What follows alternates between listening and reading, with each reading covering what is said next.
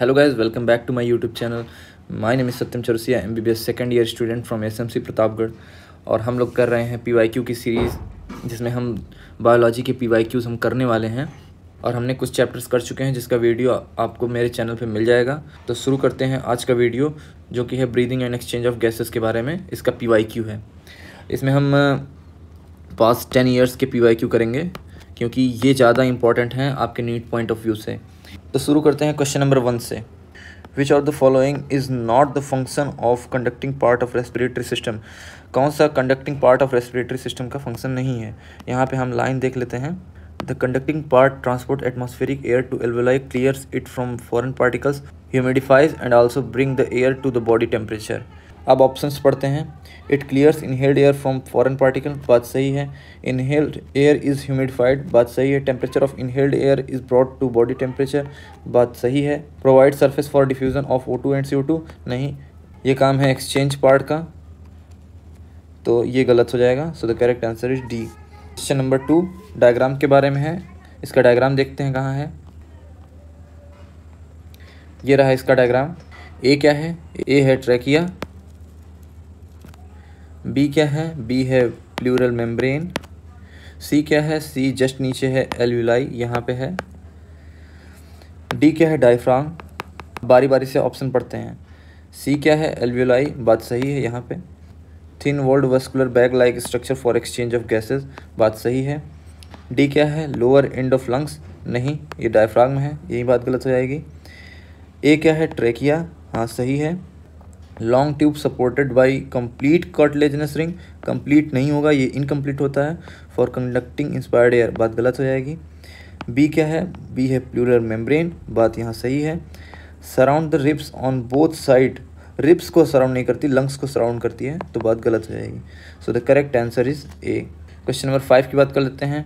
Vital capacity of lung is, vital capacity देख लेते हैं कौन सी होती है। वाइटल कैपेसिटी यहाँ दिया है।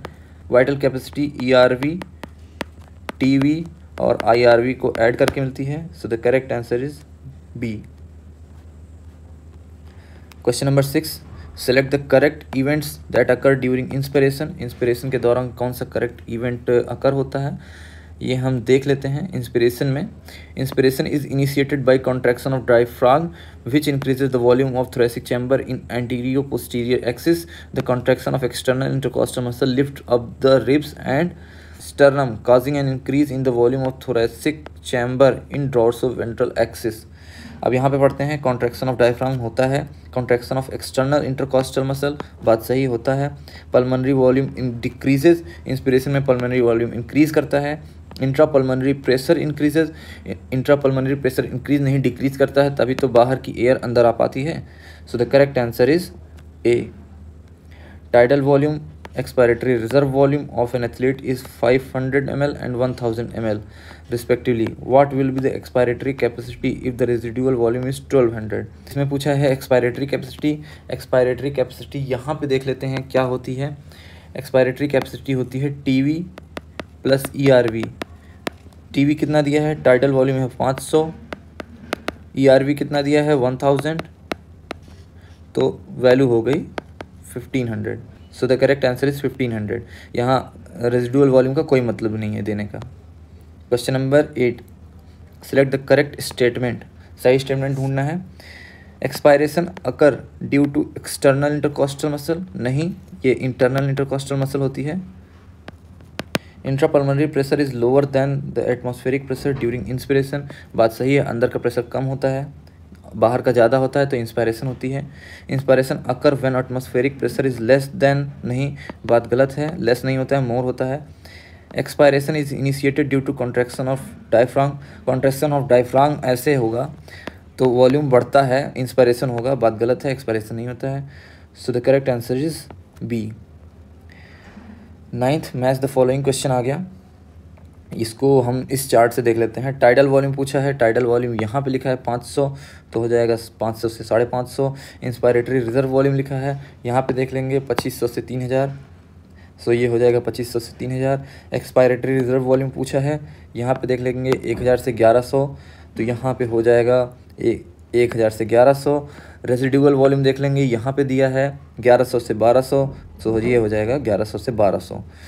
इसको रेजिडुअल वॉल्यूम और ERV में कन्फ्यूज़न होता है, सो इसको याद रखेंगे RV 1200 से कि रेजिडुअल वॉल्यूम की वैल्यू 1200 होती है, तो एग्ज़ाम में याद रखेंगे 1100 से 1200 रेजिडुअल वॉल्यूम होता है। So the correct answer is B. Question number 10, lungs are made up of air filled sac, the alveoli. They do not collapse even after forceful expiration because of forceful expiration के बाद भी वो air नहीं निकलती है। यहाँ पे देख लेते हैं, इसको रेजिडुअल वॉल्यूम बोलते हैं, volume of air remaining in the lungs even after forcible expiration. और यही रेजिडुअल वॉल्यूम जो एयर का रहता है वो एल्वेलाई को कोलैप्स होने से बचाता है। यहाँ पे एयर भरी रहती है तो ये कोलैप्स नहीं हो पाता। सो the correct answer is D. Question number 11, lungs do not collapse between breaths and some air always remain in the lungs which can never be expelled because। ऐसा क्यों होता है? क्योंकि जो लंग्स होता है अपना, ये लंग्स हो गया, ये लंग्स कोलैप्स क्यों नहीं करते हैं? क्योंकि इसके ऊपर जो प्लूरल मेम्ब्रेन होती है यहाँ पे कुछ होता नहीं है, ये फ्लूइड होता है और ये फ्लूइड इस लंग को कोलैप्स होने से बचाता है नेगेटिव इंट्रापल्मोनरी प्रेशर से। So the correct answer is B. There is a negative intrapulmonary pressure pulling at the lung walls. अब बात करते हैं नेक्स्ट क्वेश्चन की। ये हो जाएगा हमारा question number 90। The partial pressure in mmHg of oxygen and carbon dioxide at alveoli at the site of diffusion। अब यहाँ पे देख लेते हैं alveoli में, इस चार्ट से देखते हैं। यहाँ पे alveoli में ऑक्सीजन है 104 और CO2 है 40। So the correct answer is B. The partial pressure of oxygen in the alveoli of lungs is, partial pressure oxygen का एल्वेलाई में कितना होता है? 104।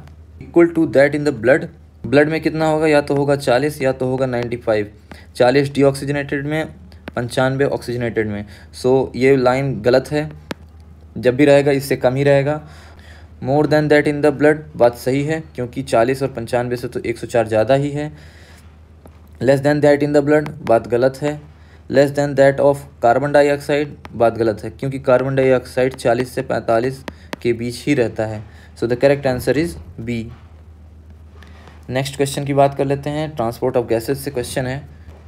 Question number 25, under normal physiological condition in human being every 100 ml of oxygenated blood can deliver dash ml of O2 to the tissue. ये line देख लेते हैं हम लोग।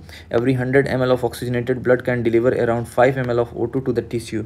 सो the correct answer is B, 5 ml। Question number 26, select the favourable conditions required for the formation of oxy haemoglobin at alveoli. इसके लिए हम ये ग्राफ देख लेते हैं। ऑक्सी हीमोग्लोबिन बनने के लिए फेवरेबल कंडीशन जब होती है तब ये ग्राफ लेफ़्ट शिफ्ट करता है, और जब कंडीशन नहीं होती है बनने की, अनफेवरेबल कंडीशन होती है, तब ये ग्राफ राइट शिफ्ट करता है। अब हम देख लेंगे क्या क्या चीज़ें हैं जो राइट शिफ्ट करवाती हैं, क्या क्या चीज़ें हैं जो लेफ़्ट शिफ्ट करवाती हैं। सो इतनी सारी चीज़ें हैं जो लेफ़्ट शिफ्ट करवाती हैं। इसको याद रखने के लिए हम ऐसे याद रखेंगे कि सब कुछ घटेगा, बस pH और PO2 जब बढ़ेगा तभी ग्राफ लेफ़्ट शिफ्ट होगा। सो देख लेते हैं, इसमें PO2 बढ़ रहा है, हाँ होगा, फिर सब कुछ घटेगा। CO2 घटा है, लेस H+ है, लोअर टेम्परेचर है, बात सही है, सारी कंडीशन फेवरेबल हैं। So the correct answer is B. Identify the wrong statement with reference to transport of oxygen. Binding of oxygen with haemoglobin is mainly related to partial pressure of O2, बात सही है। Partial pressure of CO2 can interfere with O2 binding with haemoglobin, बात सही है क्योंकि affect करता है partial pressure उसका, उसकी स्पीड पे अफेक्ट करता है। Higher H+ concentration in alveoli favour the formation of oxy haemoglobin, बात गलत हो जाती है क्योंकि अभी ही बताया है ऑक्सी हीमोग्लोबिन के फॉर्मेशन के लिए H+ डिक्रीज होना चाहिए जबकि pH बढ़ा हुआ होना चाहिए। सो इसके हिसाब से ऑप्शन नंबर सी गलत हो जाएगा। लो PCO2 in the alveoli favour the formation of oxy haemoglobin, बात सही है, यहीं पे हमने देखा है लो PCO2। So the correct answer is C. Reduction in pH of blood will decrease the affinity of hemoglobin with oxygen, बात सही है क्योंकि यहाँ देखिए, यहाँ pH घट रहा है तो ग्राफ राइट शिफ्ट हो रहा है, इसका मतलब ऑक्सी हीमोग्लोबिन का फॉर्मेशन नहीं हो रहा है। So the correct answer is A. Release bicarbonate ion by the liver, बात गलत है। Reduce the rate of heart beat, बात गलत है। Reduce the blood supply to the brain, बात गलत हो जाएगी। Question number 29, approximately 70% of carbon dioxide absorb by the blood will be transported to the lungs. अब इसको देखते हैं, इसकी लाइन देखते हैं यहाँ पे कि 70% कार्बन डाइऑक्साइड कैसे ट्रांसपोर्ट होती है। तो यहाँ पे लिखा है nearly 20 to 25% of CO2 is transported by RBC, where is 70% of it is carried as bicarbonate. So the correct answer is bicarbonate. अब नेक्स्ट क्वेश्चन की बात करते हैं, क्वेश्चन नंबर 41 जो कि रेगुलेशन ऑफ रेस्पिरेशन से है। When you hold your breath, which of the following gas changes in the blood would first lead to urge breathing? यहाँ पे देख लेते हैं, role of oxygen in regulation of respiratory rhythm is quite insignificant. Oxygen का role इस चीज़ में insignificant होता है, मतलब उतना ज़्यादा मैटर नहीं करता है। सो बी और सी ऑप्शन गलत हो जाएंगे। यहाँ पे एक और लाइन देखते हैं, a chemosensitive area is situated adjacent to the rhythm centre which is highly sensitive to CO2 and hydrogen ion. जब CO2 का लेवल बढ़ता है तब ये चीज़ें सेंस होती हैं और उस पर एक्शन लिया जाता है। So the correct answer is D, rising CO2 concentration, not falling CO2 concentration. अब आ जाते हैं डिसऑर्डर्स के बारे में।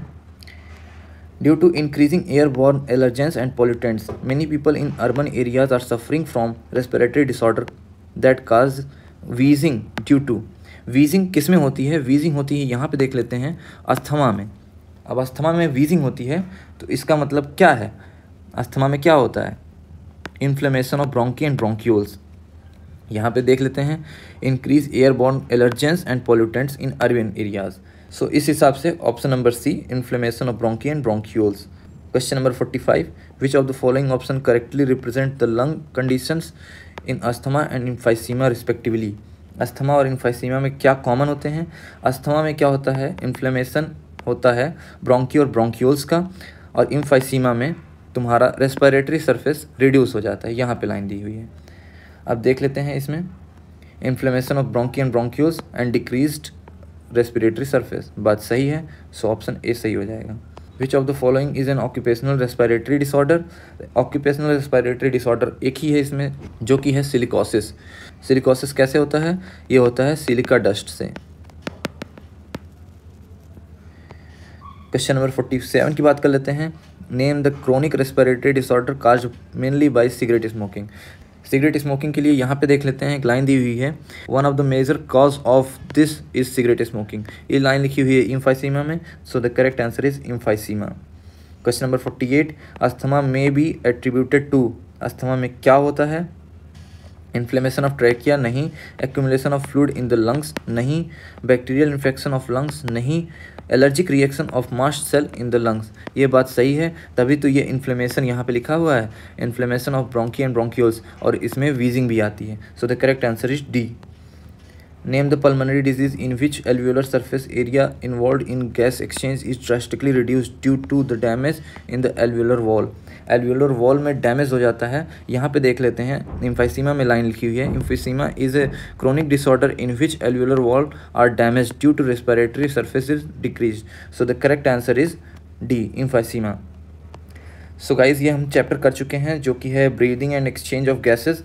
इससे कभी कभी 2 से 3 सवाल पूछ लिए जाते हैं, और अक्सर ही पूछा जाता है। 2 सवाल इसके फिक्स रहते हैं नीट में आने के। सो ये आसान सा चैप्टर है, इसको करके जाएंगे। 2 सवाल वो छोड़ने नहीं हैं, 8 से 12 नंबर का सवाल रहता है। सो गाइज, ये रही breathing and exchange of gases की PYQ की सीरीज़, और ये वीडियो यहीं ख़त्म करते हैं। मिलते हैं नेक्स्ट वीडियो में, तब तक के लिए बाय बाय।